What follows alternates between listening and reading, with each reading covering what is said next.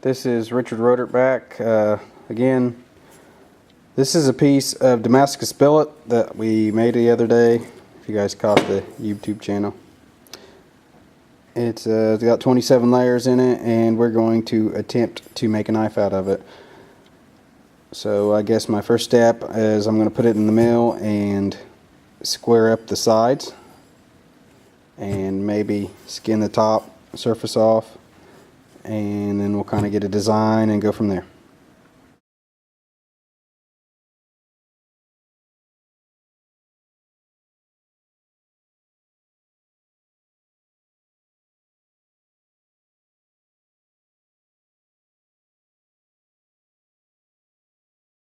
Okay, I got the sides and the top and bottom milled, and I kind of come out with this design.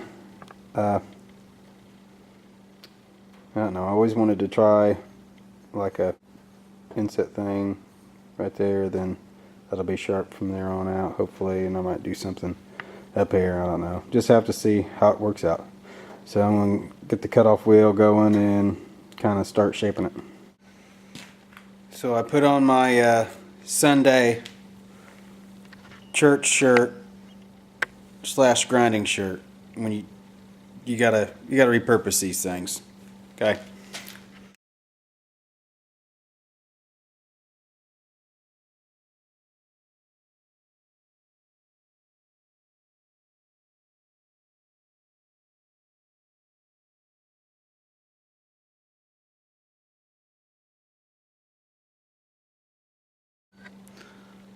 Alright, we kind of got it roughed out with the cutoff wheel, so now we'll go over to the grinder and grinder profile.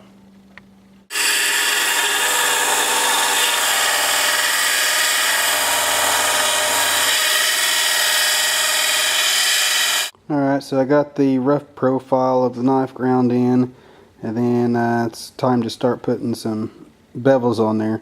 Wanted to show you guys this. Oh, I built this a couple years ago. I've never got to try it out. It's not really permanently adhered to the base right here, but if this works, it'll be pretty neat.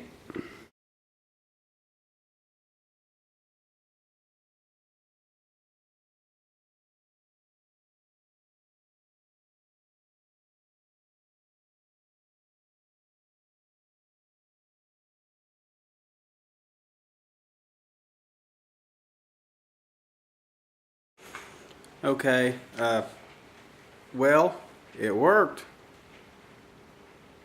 I got two started bevels. The edge has still got a lot of material on it, but it saved me a lot of grinding, and I now have got two equal bevels to start with on my hand grinding. So imagine if you guys, if a guy could get a motor and put some 2 pillow blocks and 2 8-inch diameter pulleys and put some belts on them with some tensioners, or sanding belts with tensioners on it, you could almost finish with something like this. I mean, this didn't take, I don't know, 5 minutes to do, 10 minutes, something like that, to get it to that point. So, and they're all even on both sides because it took material off both sides at the same time. So, worked out pretty good. Probably worked out just as good as that thing that holds the toilet paper next to the toilet. But I bet I could find a better way to do that.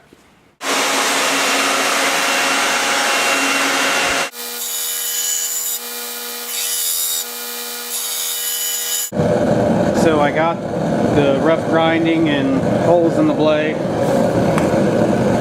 see if I can get it up here so you can see. Rough grinding, holes for pins and the handle. Now it's time to heat treat.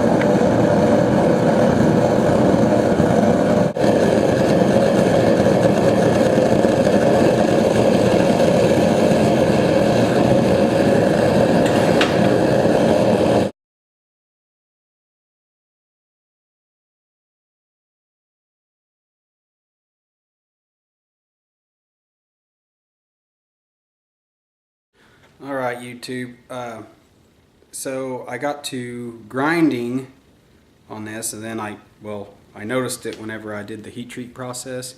I have a little bit of delamination in the blade. Some of these marks, oh, focus please. There we go. Maybe. Some of these marks, like this is some delamination in that little hole right there, some delamination.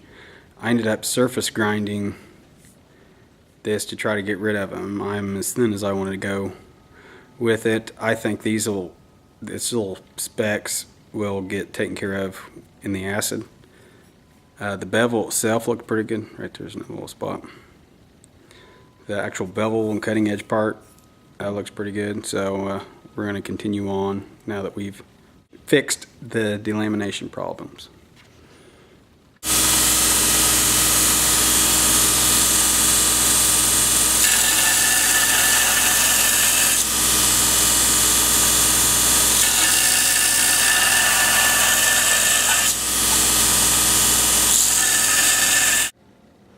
So I pretty much got the finished grinding done, the bevels ground on there. I went probably too high of sandpaper. It was, I don't know, 400. When you put it in the acid, it's really going to take away. I mean, it's not going to have a mirror finish or anything like that, so I probably spent too much time on that. But now we got to, I'm going to fit a handle on this thing before I dip it in acid. Hopefully like a perfect fit, so when it comes out I don't have to do anything but grind the pins off. So let's get started on that. Okay, so here's 2 pieces of curly maple. I transferred the pinholes into the wood, and then I pinned them together so I can pin them together, then grind. I guess be that edge even, so one won't stick up higher than the other. And then I've got the shape of the handle drawn on there, and I might try to come in here with a bandsaw and get kind of close, but then we'll have to roughly put it on to the knife and start sanding. So I got the handle, well, it's not attached yet, but rough sanded with pins in there so it matches up. Now I just got to do a little finishing work and hopefully be ready to dip the knife in acid and stain the handle.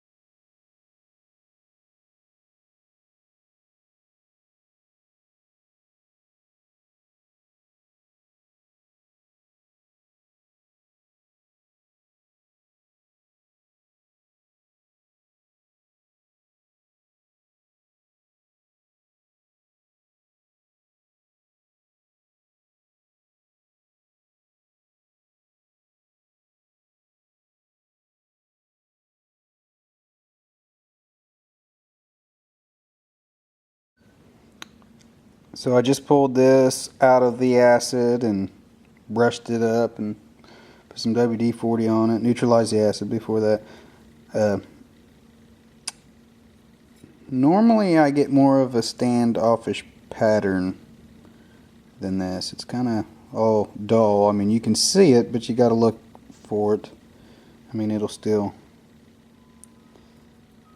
work. I guess the banding and bandsaw blade material are too close together, have roughly the same nickel content, or I mean, you can still see it, but alright. And so now we got to put the handle on there and stain it. Well guys, there she is, all done. Curly maple handle. Might put a couple more Coots oil on it. Hope you guys had fun watching.